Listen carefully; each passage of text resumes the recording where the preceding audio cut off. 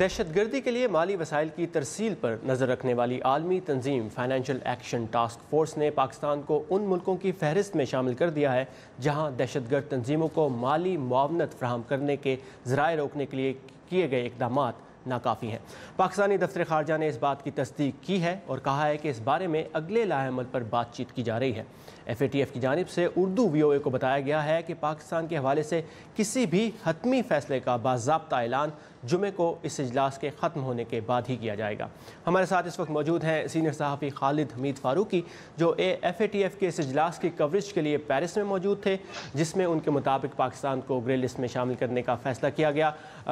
خالد صاحب، آپ وہاں موجود تھے، آپ کی جن ذرائع سے بات ہوئی ان کا کیا کہنا تھا؟ اجلاس میں کیا ہوا؟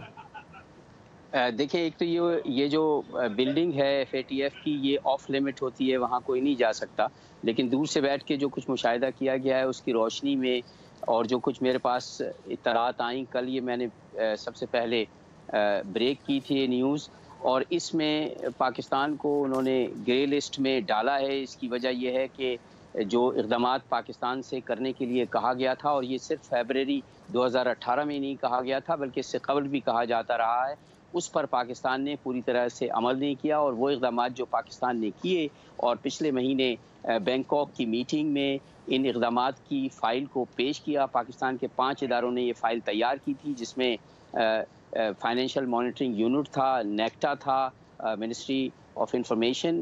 اور منسٹری آف فائنانس اور دفتر خارجہ۔ یہ جو اقدامات کی فائل انہوں نے بتائی، اور جس میں انہوں نے کہا کہ قانون سازی پاکستان میں ایسی کی گئی ہے جس کے نتیجے میں اب جو ہے وہ فائنانس ٹیررزم رک گیا ہے، لیکن اس سے جو ایشیا پیسیفک گروپ جو کہ پاکستان کو ڈیل کر رہا ہے FATF کے اندر، انہوں نے یہ فائل جب پیش کی FATF کو تو انہوں نے عدم اطمینان کا اس پہ اظہار کیا، اور اس کے بعد پاکستان کو ان ممالک کی لسٹ میں شامل کر دیا گیا ہے جہاں پر دہشت گردی کی اعانت کی جاتی ہے۔ تو اب پاکستان گرے لسٹ میں شامل ہے، اور اس کے بہت زیادہ معاشی مسائل پاکستان کے لیے مستقبل میں کھڑے ہوں گے۔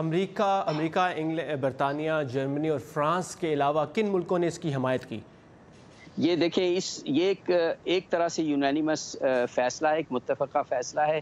فرانس، جرمنی، برطانیہ اور امریکہ نے یہ قرارداد پیش کی تھی، اور فرانس، خاص طور پہ فرانس اور جرمنی میں بہت زیادہ اس سلسلے میں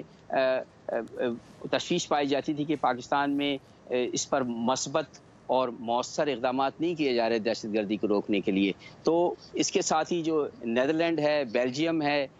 اور یورپین دیگر ممالک ہیں، وہ بھی اس میں شامل تھے، گو کہ ابتدائی طور پر پاکستان کی حمایت کرنے والوں میں ترکی تھا،